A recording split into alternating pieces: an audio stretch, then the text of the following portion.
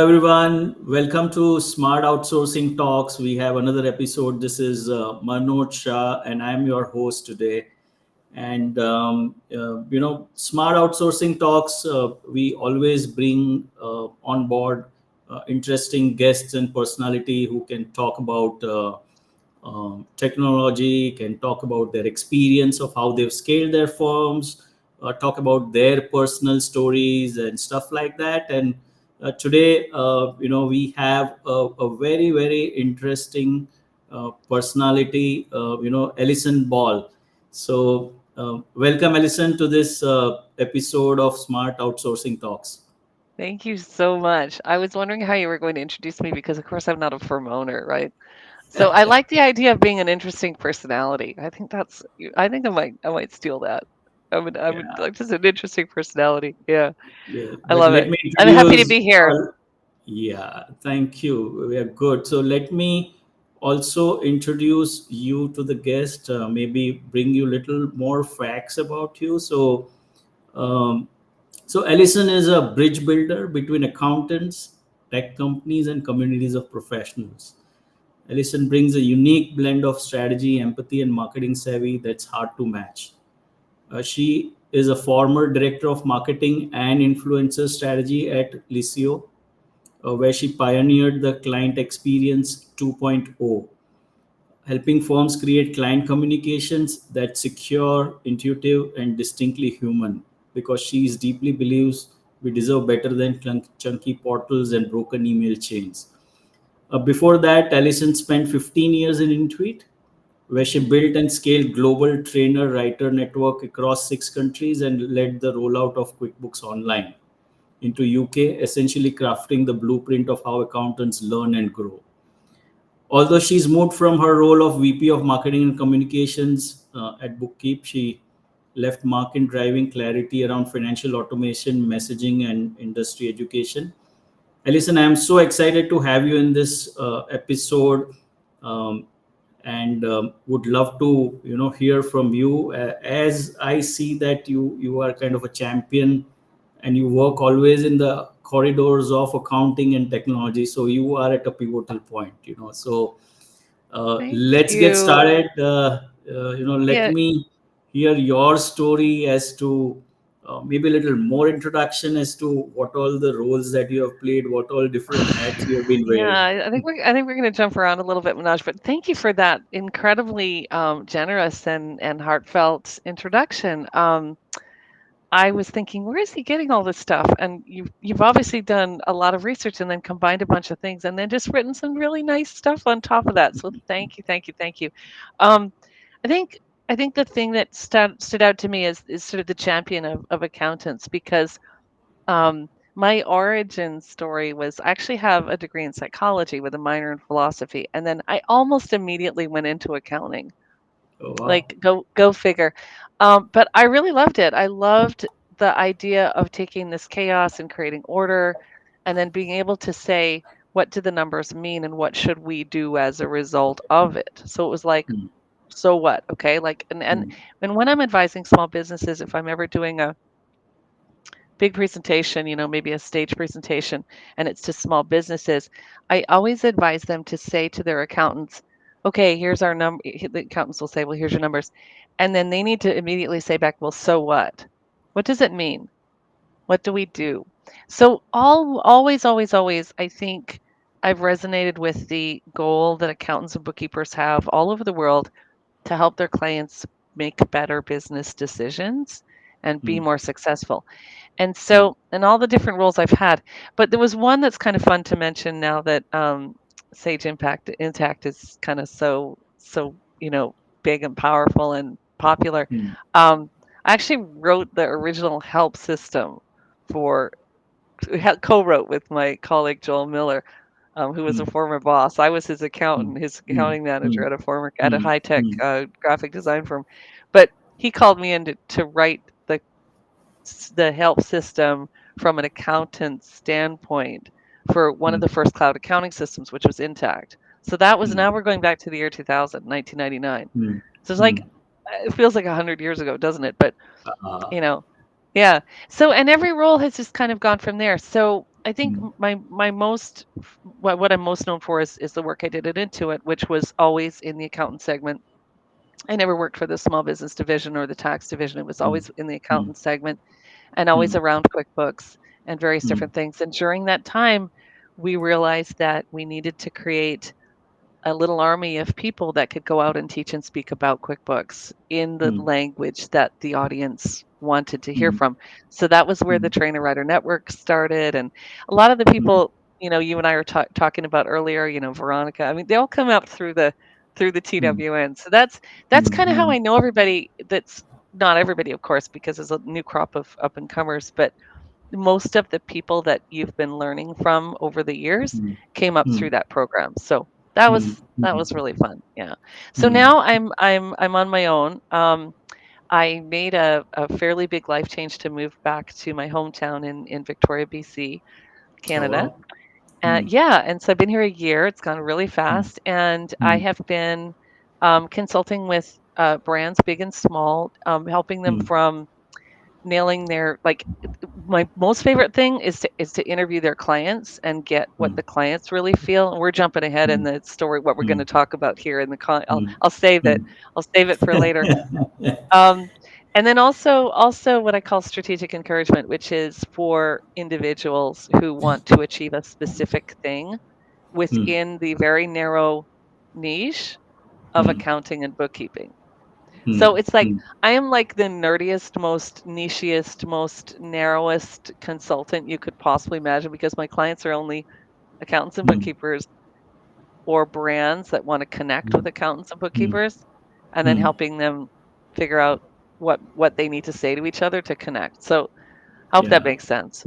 Yeah, yeah. And I see, Alison, that though you have been into the accounting and tech space, but you've always been wearing a kind of a marketing and branding kind of a hat, right? So, and right now also, you just said that you started to help accounting firm owners to kind of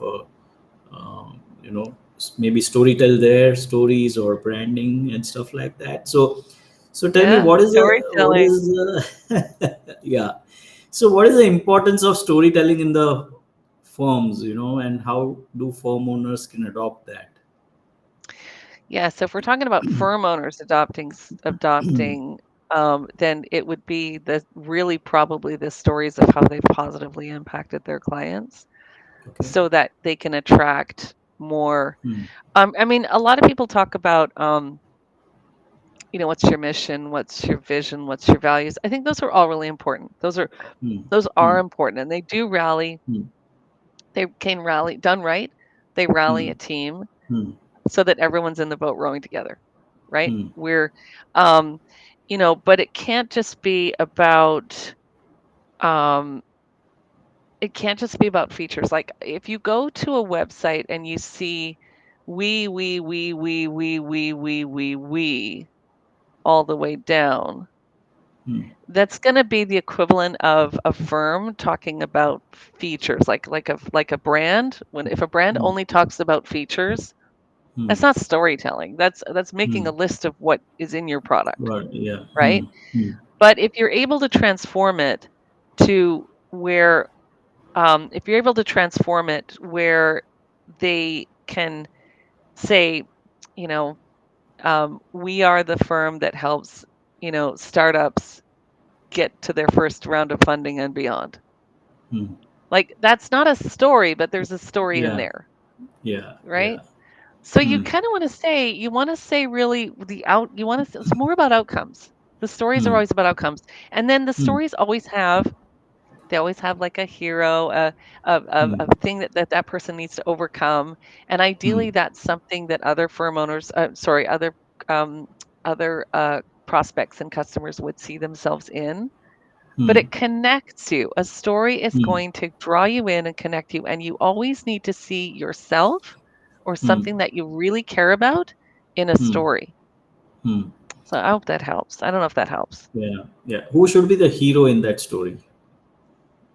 Well, it depends. Usually the hero is the person who you're trying to do something for, you're trying to attract, right? Hmm. Because they're on their journey, they're on their hero's Hmm. journey, Hmm. right? Hmm. They're Hmm. fighting they've got a small business, they're trying Hmm. to succeed, they're Hmm. right. In your Hmm. case, Manoj, with Hmm. firms, because your Hmm. clients are firms Hmm. who, you would probably be best served by talking to your clients and finding out what they Hmm. like about. And you can Hmm. always ask that question, what was Hmm. life before your product? Hmm. That's the struggle. Right. Yeah. What was Hmm. the struggle? Interesting. And then Yeah. and then what is life like now? Hmm. That's the outcome, that's the Okay. positive impact, right? Hmm. And then Hmm. the tool in between is Hmm. the like okay, so if you think about storytelling, you think about a traditional story. The Hmm. hero is usually met with someone who's going to help them Hmm. and given some form of tool, Hmm. like it's a dragon that helps them, or Hmm. it's a Hmm. sword, or it's right. If you Hmm. think Hmm. about mythology, right? And then what Hmm. happens at the end? Hmm. They win. And Hmm. Hmm. so if you just go back to that kind of thing, but if you were a brand, Hmm. you wouldn't want to like feature dump, make a Hmm. list of features. What you'd Hmm. want to do instead is say, you want to talk about the outcomes. So instead of saying, well, we Hmm. have a customizable dashboard, Hmm.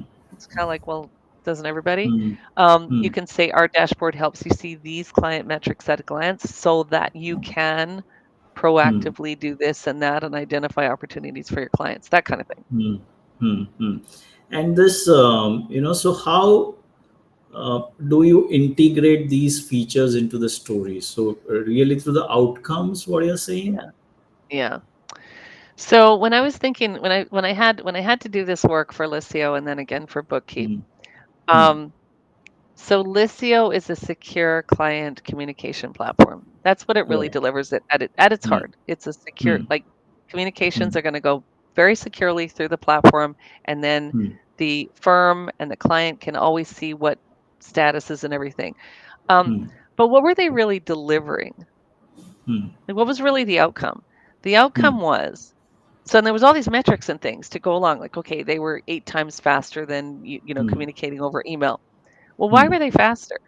They were Hmm. faster because the clients liked using it. Well, why did the clients like using Hmm. it? Because it was a great experience. So what were you Hmm. really delivering? Hmm. A great client That's experience. yeah. Hmm. So Hmm. when you boil it down to what you're really actually delivering, you can Hmm. then build the stories around that. And Hmm. who doesn't want a better client experience? Like it Hmm. was that Hmm. then it became no brainer. It was like, oh, okay, well Hmm. that's what Hmm. we're really Hmm. delivering. That's what we really have. And so that's Hmm. where client experience 2.0 came. Now with Hmm. Bookkeep was a little harder because it's a very niche tool. It's just for e-commerce. Hmm. Um, but if you've ever done those reconciliations between um, you've got your payments coming in from Amazon and from, you know, Shopify, and and then you've got all these deductions and things against them. If you ever Hmm. try to do that accounting, Hmm. just talking about it, like literally just Hmm. talking about it makes my stress rise Hmm. Hmm. because it is a gnarly, gnarly type of accounting. And you Hmm. can get errors wrong. And like you even see people with Yeah. color coded samples. This number goes Hmm. here on this Hmm. spreadsheet. This number goes Hmm. here. And even then they can't reconcile at the end of the day. So that was Hmm. more about identifying the pain of Hmm. doing it manually, like what were the alternatives? Hmm. And then showing that there was an automatic way. And so the story was Hmm. you wake up in the morning, Hmm. you've got your coffee, Hmm. and you sit down and you see what happened yesterday in your Hmm. e-commerce world. That's the Okay. story. Who doesn't want that, right? And then you go on with your day.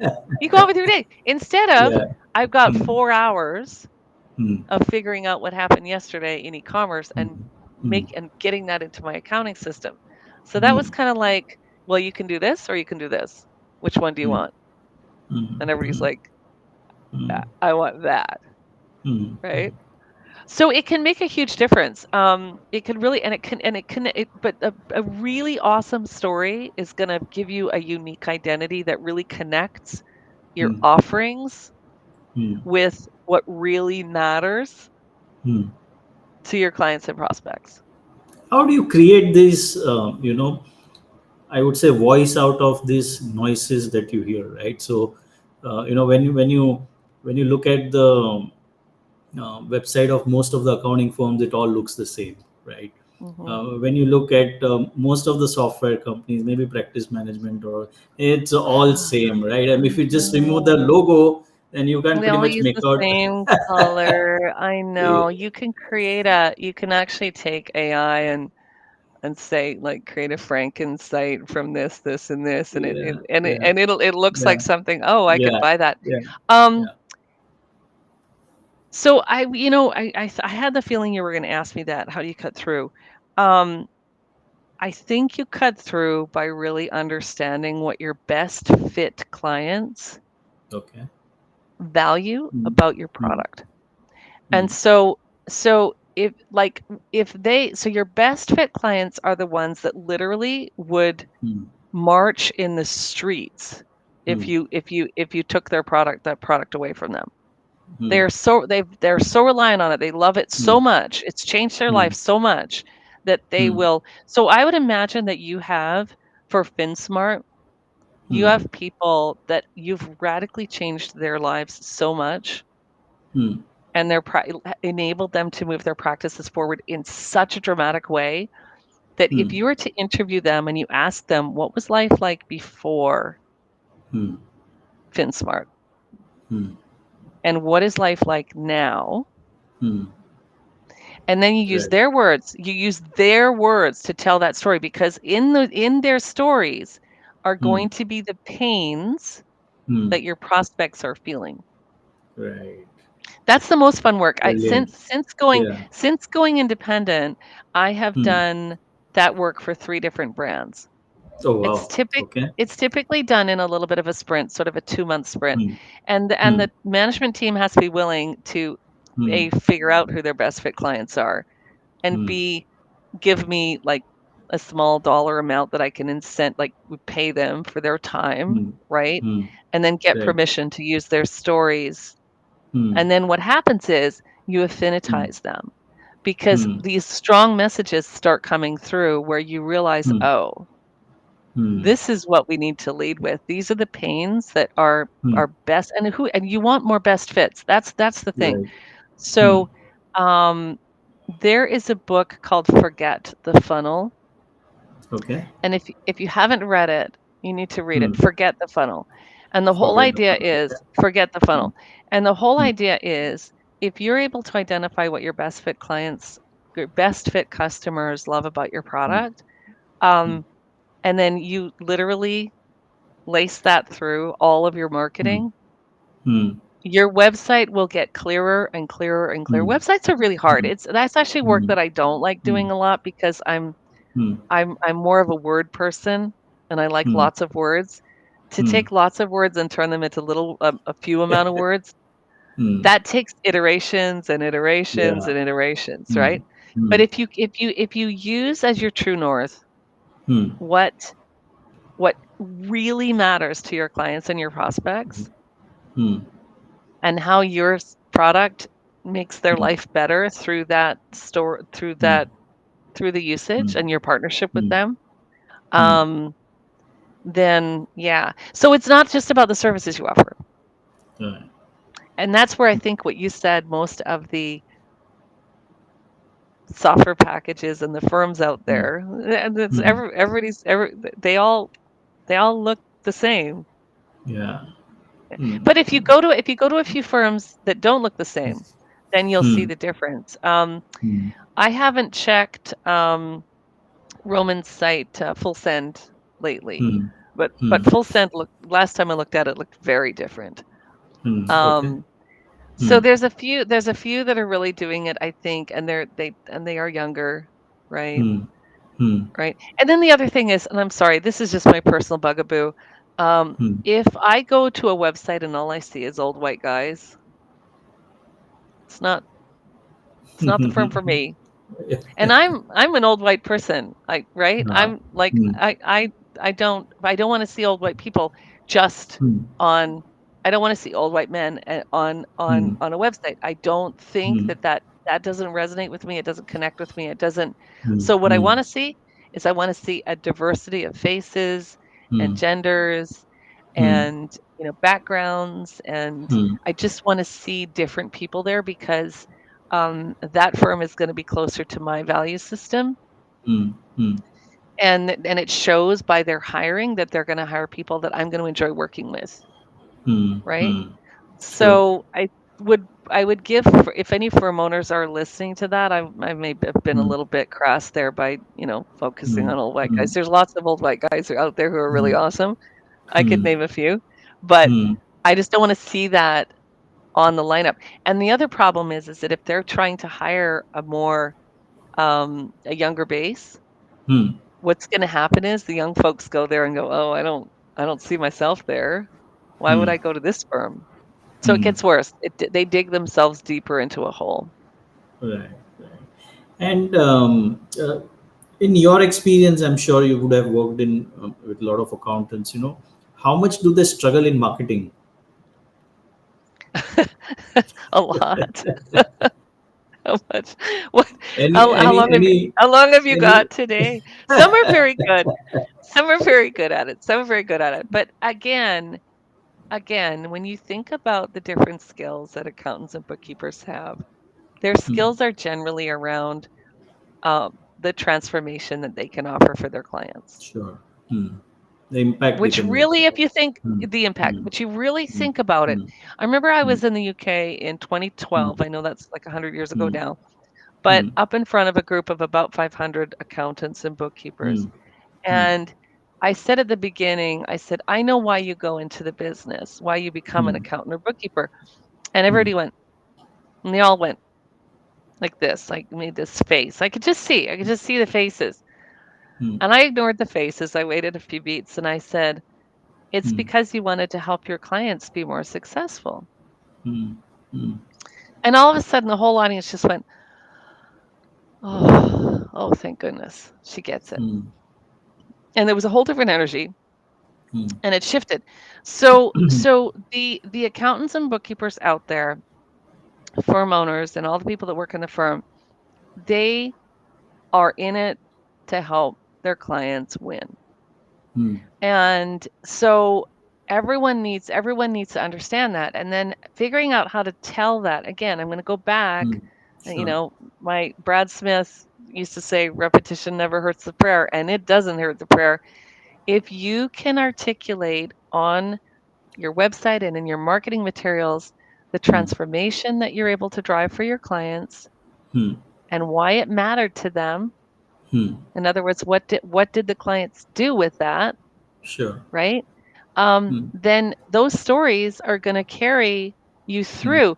And then the other thing is be I think be quite specific about who you serve, because if you're hmm. everything to everybody, Yeah, then you are nothing to nobody. are you going to be an expert for me? Probably not, right? Because I've Yeah. got weird stuff, right? Hmm, I need like, even in my own accounting firm, hmm, I hmm. needed a specific firm when I Right. with Hmm, hmm, specific skills. When I moved to hmm, Canada, I all of a hmm, sudden I'm a dual citizen, so I have to hmm, tax returns in both countries. There was a move involved, there was a house hmm, sale, there was all this stuff. It was hmm, horrendously complex. hmm, So I chose a firm that articulated what I needed and I could connect with, hmm. right? So when you niche down and Yeah. you're going to be, that firm that serves Hmm, that client, and then this hmm. is the transformation they drove for clients Oh, like you, it becomes quite powerful. yeah, Yeah. yeah. Cool. Great. So, Alison, moving to technology part of it. I mean, you have always worked with the tech firms generally, right? Yep. So, and I'm sure there is a lot of action in technology now. The new artificial intelligence, AI, and stuff like that. So, how do you feel? Uh,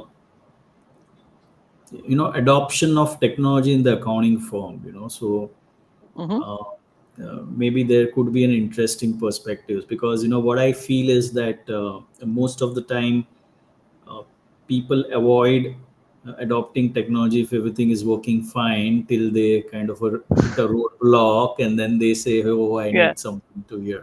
So uh, Uh, um, okay, so you threw a lot. There's a lot in there to unpack, mm, Manoj.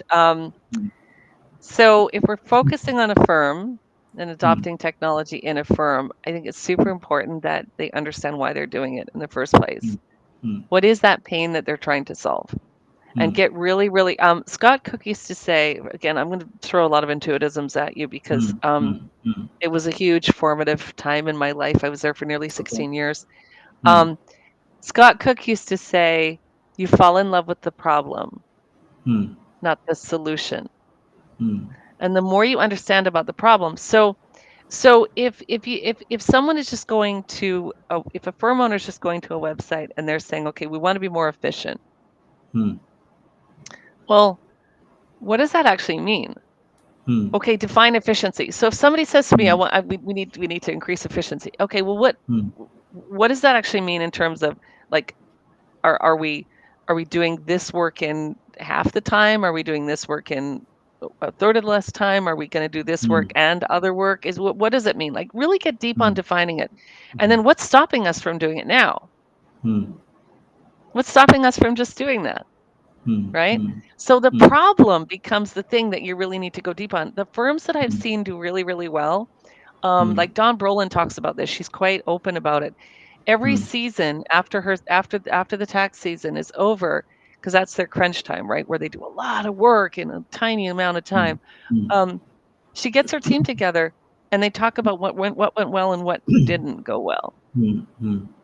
And then they use the downtime, the off season. Well, it's not the downtime because of course she does other work for her clients, but Hmm. the slower time to look and investigate things that could solve that problem, Hmm. right? Hmm. But they go very deep on the problem and they get very nichey, very, very specific. So I Hmm. think if you're thinking about adoption of Hmm. technology, Hmm. um, if a firm leader comes in and says, we're going to adopt this tool because we want efficiency, Hmm. people immediately who are told that are immediately going to take that in a personal tone, personal. They're going to take it personally because they're like, wait, I'm working really hard here. Hmm. I am working efficiently. But Hmm. if they frame it up as saying, okay, this new tool is going to handle these repetitive data entry tasks Hmm. that you're currently spending this amount of time on, Hmm. and it's going to give us back 10 hours a week, each of us, Hmm. that we can then Hmm. focus on the work that we really love doing, which is Hmm. this, Hmm. then I think if the team will understand the why. Hmm. Hmm. Hmm. And you have to, with any change, you have to tie the dot, you have to connect the dots to how it helps them personally. Hmm. Hmm. And when it comes to tech adoption, right? So, how much role does the mindset plays?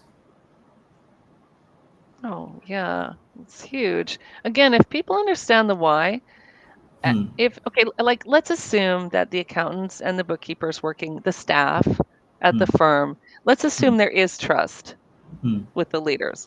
They Hmm. trust the leadership. Hmm. Okay, so you Hmm. have to first of all assume that. Hmm. Um, but then there's this mindset of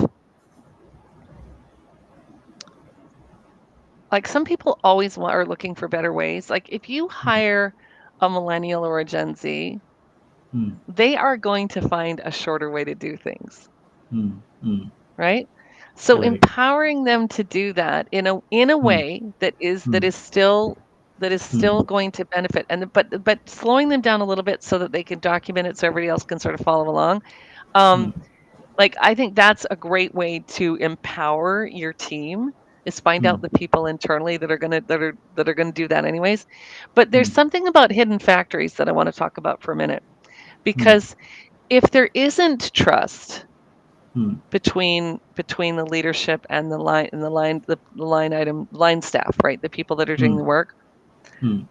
and they're just judged on how much work they're getting done and how quickly they're getting it done, Hmm. then what happens is smart people will find ways to do things and they create Hmm. these little hidden factories. And Hmm. you might know all about these. You might be a person that actually helps firm Hmm. owners Hmm. uncover hidden Hmm. factories, right? Hmm. Hmm. Yeah. And but for those people out there who don't know what a hidden factory is, Hmm. um, it's that Excel spreadsheet that Hmm. only that one person knows how to work. Hmm. That if that person leaves, Hmm.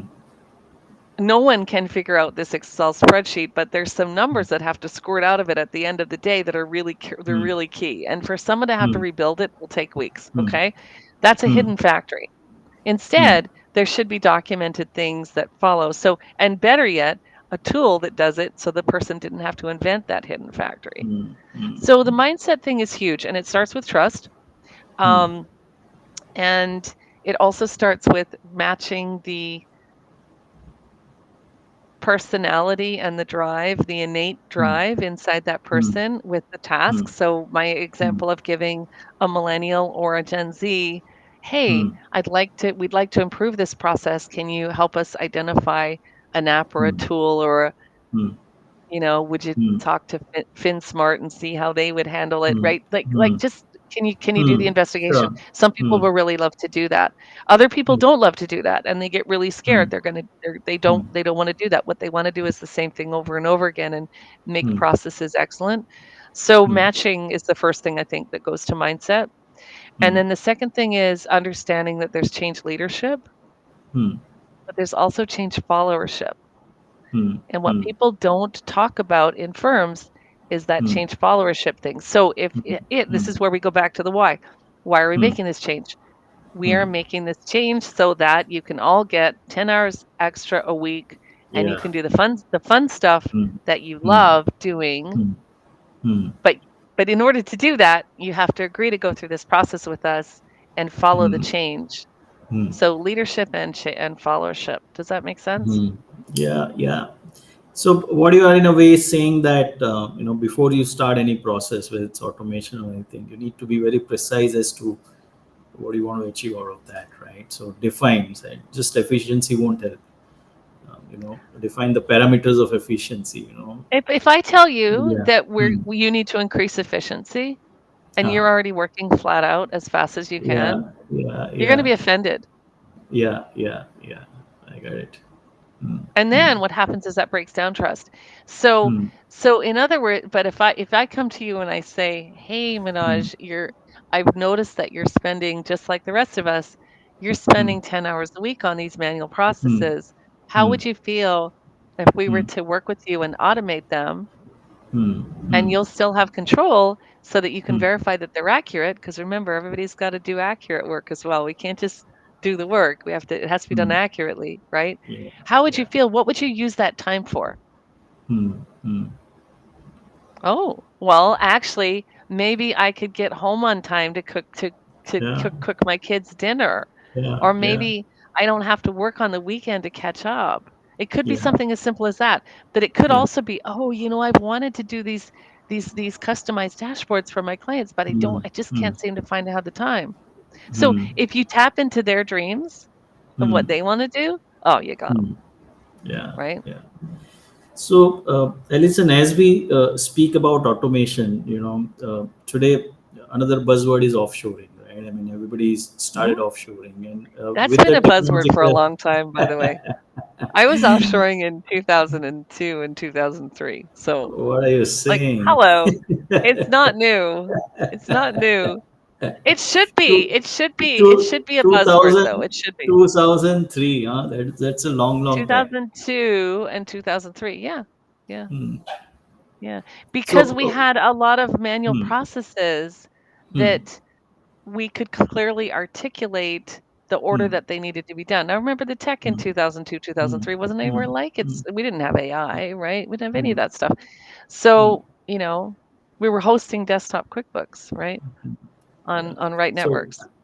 yeah. So I am interested to listen in the story of 2002-3 outsourcing, how it worked then. How it worked then. So it was a collaborative. I imagine that some of the things would be exactly the same today. We had Okay. a team. We would meet Hmm. our team. We had a team in India that Hmm. was tapped in. We had regular communications. There was an overlap hour Okay. between so so we had an overlap hour. It was the morning Hmm. for us because Hmm. they would Hmm. start and so basically there was so when we were asleep they were working and vice versa. And so Hmm. it worked very, very well, but we did have to understand that we were dealing with people. Hmm. It's your team. Like it's not Hmm. just throwing Hmm. work over the fence. It's Hmm. it's a team, okay? Hmm. And you had to understand that if somebody um, there were some folks that really loved doing this kind of work. So again, we would match the work, Hmm. right? mm, But we had an incredibly qualified group of people. Some of them were chartered mm, accountants, even, mm, and they were mm, all incredibly dedicated to accuracy and getting it right. mm, And mm, what would happen is we'd come in the morning and I'd open up the report, find out what mm, happened, and mm, then we so but a lot of it was manual. We were literally, using, mm, mm, hosted documents that we would fill in and mm, spreadsheets and things. But with the technology at the time, we were mm. able to get 3 or 4 times more work done than we would Mm. have if I'd had an all California Oh, team. wow, that's good. Hmm. But that time, I think there was no video calling, and so how did the No, we communication and did. We did. things No, work? we had WebEx. We had WebEx. Okay, We did. okay, We had okay. WebEx.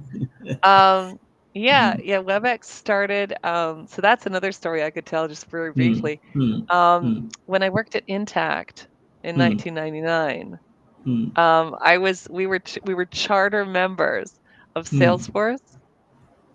So I was a Salesforce admin like in Okay. the year Hmm, 2000. Okay, it was very simple. hmm. It was much Oh, simpler than hmm, it is hmm, now. hmm, And then hmm. also WebEx. We were charter members of WebEx. Oh, wow. And it didn't Hmm, always hmm, work. It didn't always work hmm. great. It was like Yeah, yeah. it didn't Hmm, always work, but because people's internet hmm, wasn't always great where they hmm, were. But hmm. yeah. So we had WebEx. Yeah, yeah. So, We didn't so have I think. Zoom or other things. Yeah. Yeah.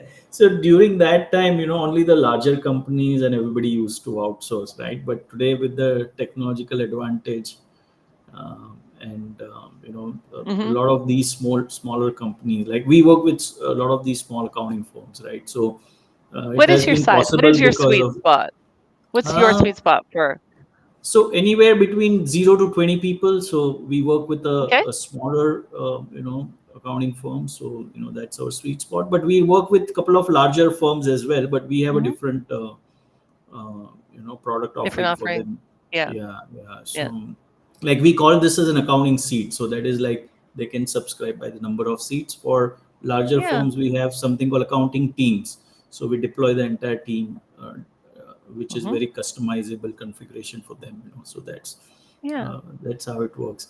So during that time, I mean, of course, coming to offshoring or whether automation, so what's the role of trust? So because many of the times, I see that people deploy technology, but then they would still want to do some manual work to establish that trust. So how do you tackle that? Yeah. Oh, yeah, yeah, yeah.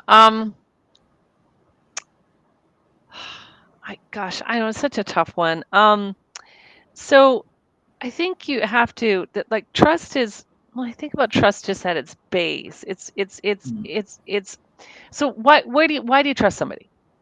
mm, You don't just automatically meet someone and trust somebody. Not usually, right? mm, You might like mm, them, might have an mm, affinity towards them and think, "Oh, this is a mm, nice person." mm, But trust I think has to be earned and built.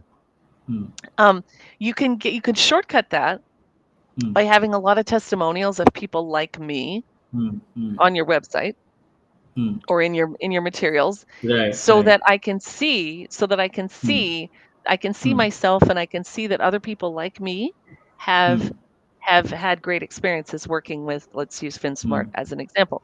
Um, mm, but it is built on transparency and communication. You earn it, right? mm, mm, So for a firm adopting outsourcing, mm, it's really crucial that they need to be transparent about why they're doing it. So it's not mm, replacing them. mm.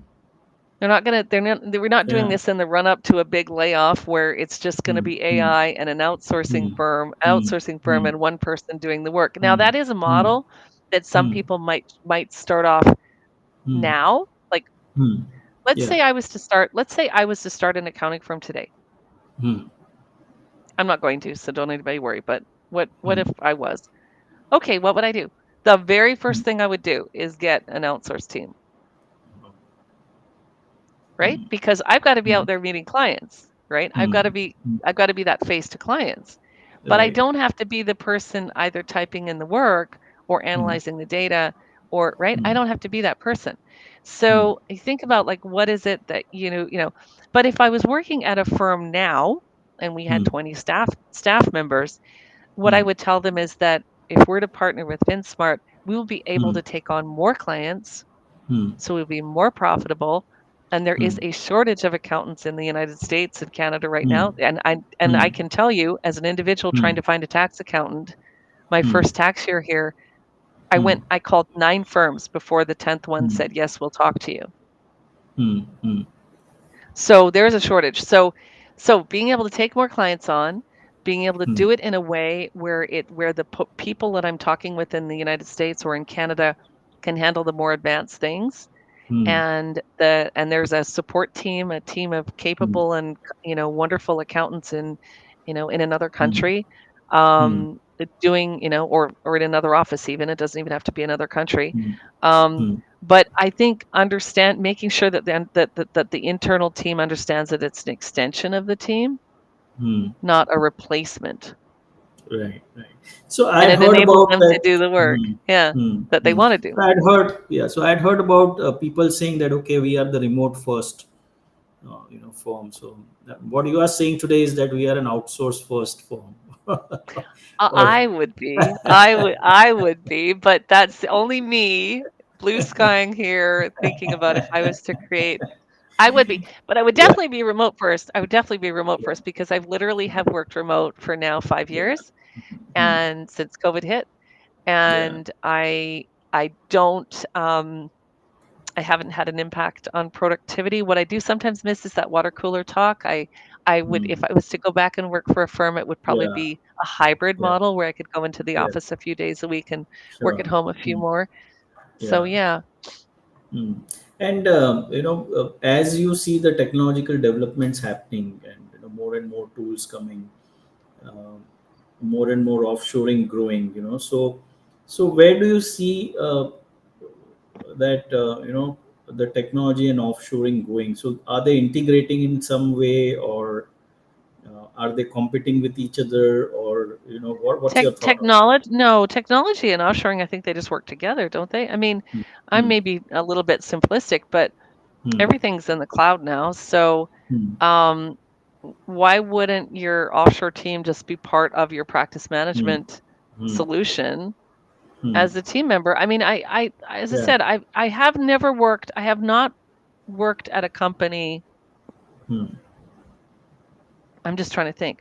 I have not Hmm. worked at a company ever, and I do mean Hmm. this, ever, where I Hmm. didn't have some part of my team in India.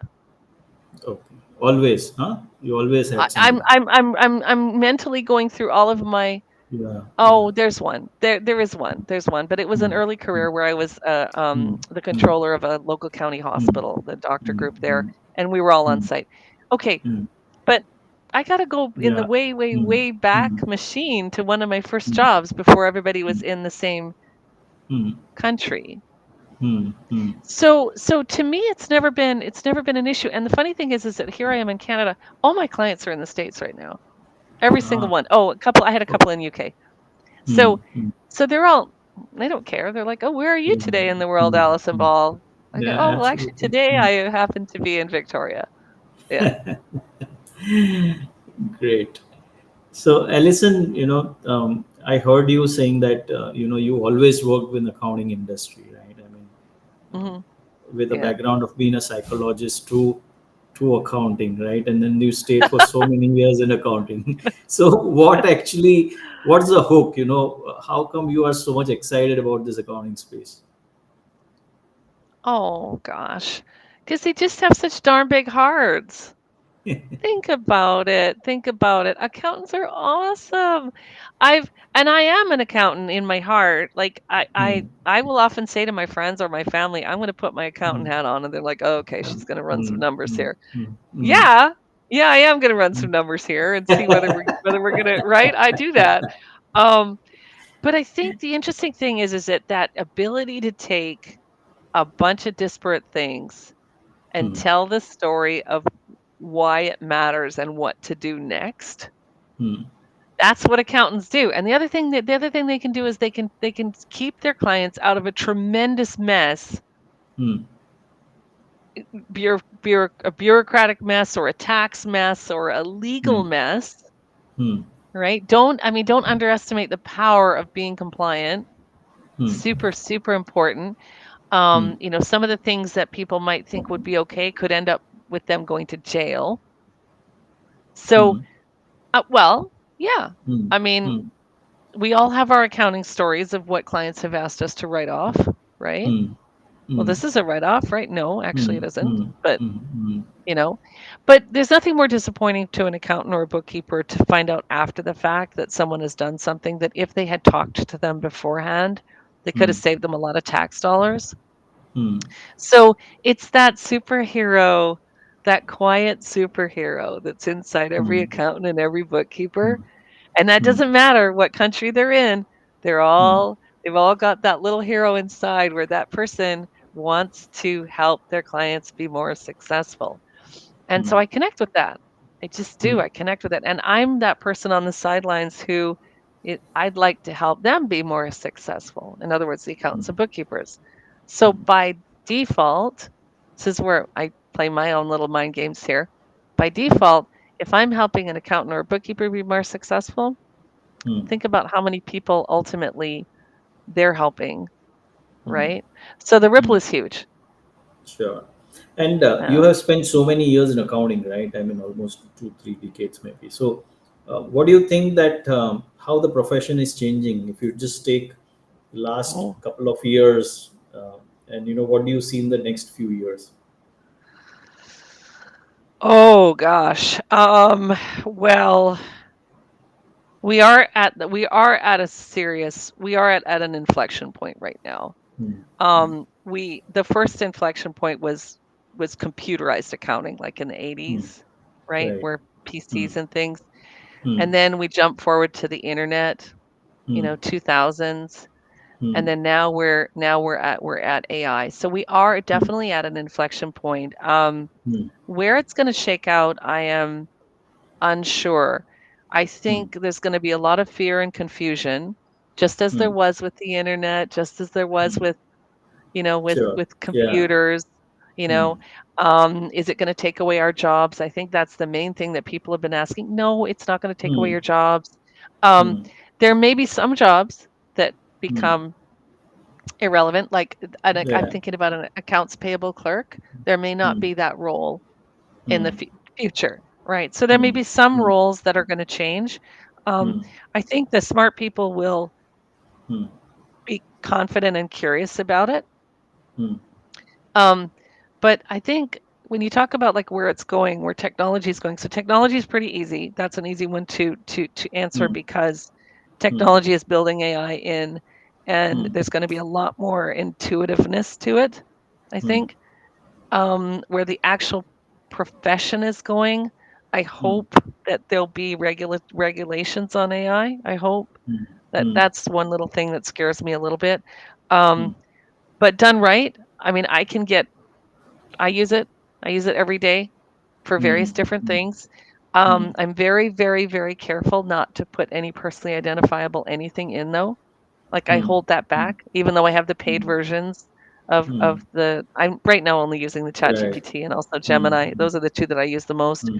Hmm. Um, but Vinyl, for example, is one Hmm. that if you're not aware of Vinyl, that's Trent McLaren's new thing. Hmm. Um, Vinyl is gonna be delivering exactly what accountants want in an Hmm. AI driven. Um, Hmm. uh, and then I think the other one I wanna call out is that if you're building a tool and you continue building a tool based on your Hmm. client feedback and you have a really Hmm. good idea of your Hmm. core, who your actual core customer is, you're not trying to build something Hmm. for everybody, Hmm. and you're taking accountant feedback all along. Like, I think Hmm. Financial Sense is an Hmm. example of a Hmm. tool that's built entirely on accountant feedback. But Right. the ones that the vendors, the technology vendors that really get it right are the Hmm. ones that have a very, very good handle on what their clients need and want, who Hmm. their specific client is, their Hmm. actual ideal client profile, and then Hmm. take that feedback. Hmm. And then there's all this AI thing in there. Hmm. Hmm. Yeah. Very well said. And you have worked so much in the technology, so and in the space. So, um, I mean, what do you wish that accountants would have known more? Would have known more when, like from when, from. 30 years from ago or 20 years now, ago or from now? Oh, what now? from now, yeah, What do I wish they know more now? yeah. I Okay, mean, what is so the for direction they should take, right? So, in terms oh of, my gosh. so, Oh my gosh, you're asking mm, me to be mm, the mm, oracle here.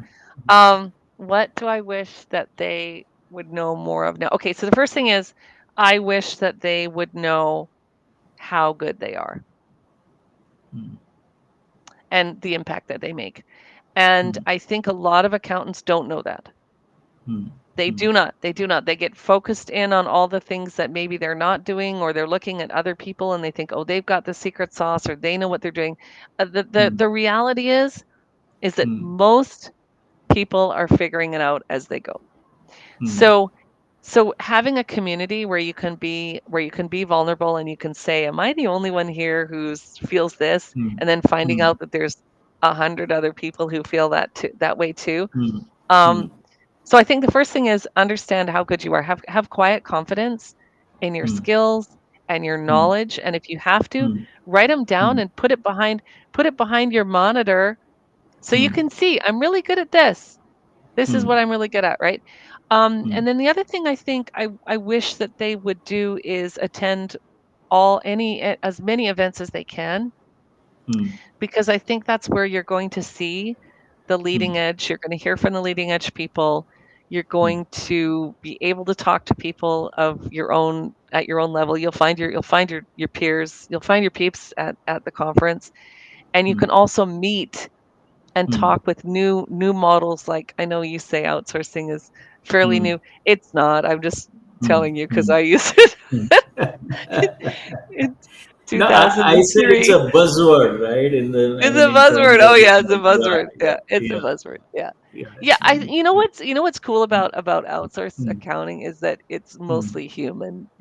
mm, mm, And so mm, people should feel very confident and comfortable with that because mm, it's mm, not AI doing it. It's not mm, machines, it's mm, humans, mm, right? mm, And so and they are humans and you can talk to them and you can mm, correct and mm, mm, you can create procedures together and mm, you can evolve and grow.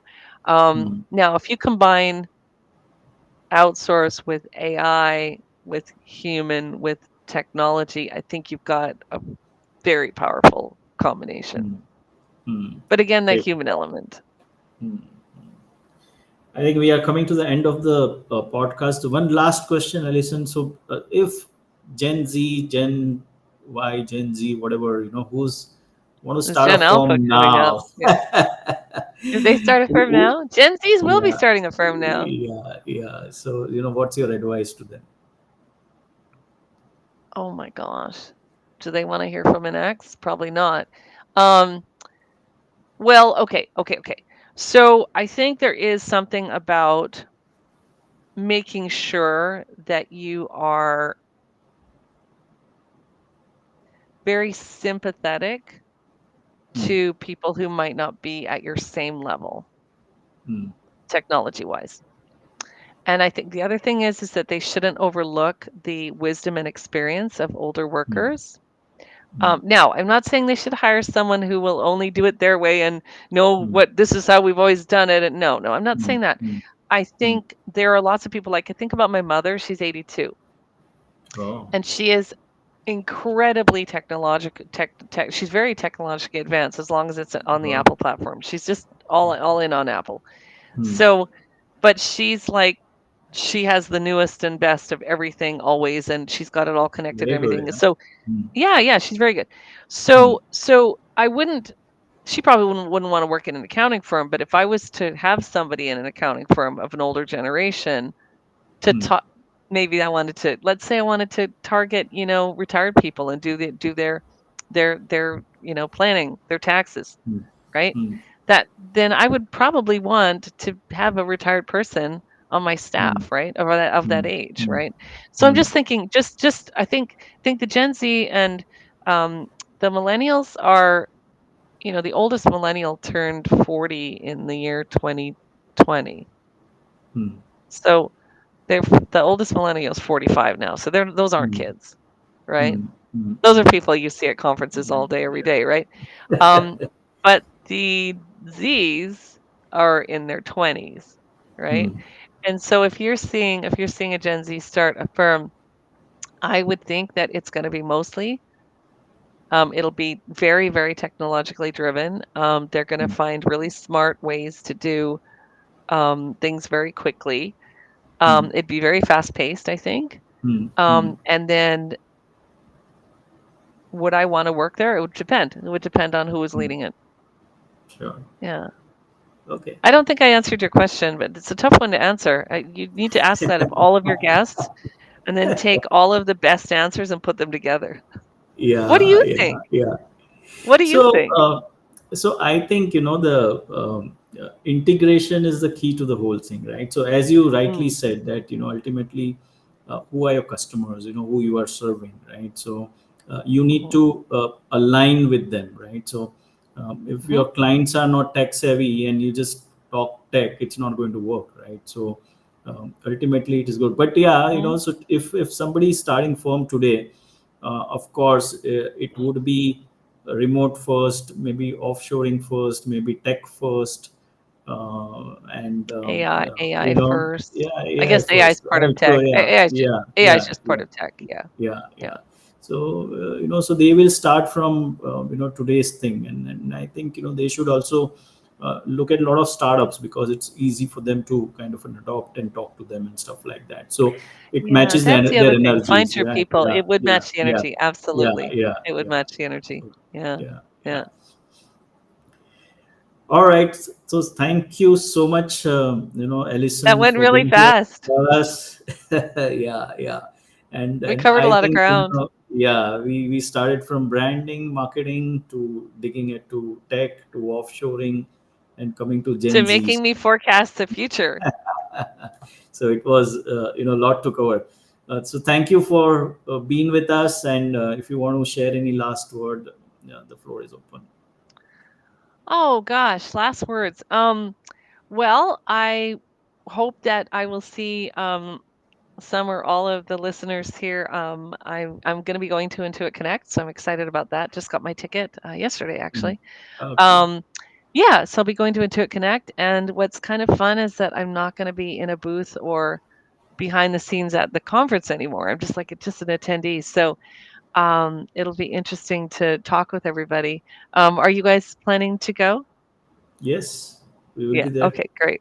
So we'll definitely have a coffee or Mm. something when we meet Sure, up. sure. Um, but as far as last words to everybody, I think if it's mostly accountants listening, um, feel good about what you do. I mean, seriously, you're helping everybody every day, and sometimes you don't get thanked. Um, and then if it's technology partners who are listening, I think to Manoj's point earlier that all your websites look the same, the best way to stand out is to talk to your clients and get their stories and then Mm, bring that to life on your website because you're all going to have different clients and different stories. And that's the mm, way to be different and also to get more of what you want, which is your best fit clients. So it isn't rocket science, but it can be difficult to sort of distill it. But a video is a great place to start. Just put some videos up, mm. Yep. right? Very well said. Thank you so much, Alison, for being here with us on this episode of Smart Outsourcing Talks. And we'll see you at Intuit Connect. See you at Intuit Connect, which is only just a Yeah. few months away. Yeah. Have a great All week right, ahead. great. Take care. Bye Thank bye. you, Manoj. You also. Yeah. Thanks. Yeah. Yeah.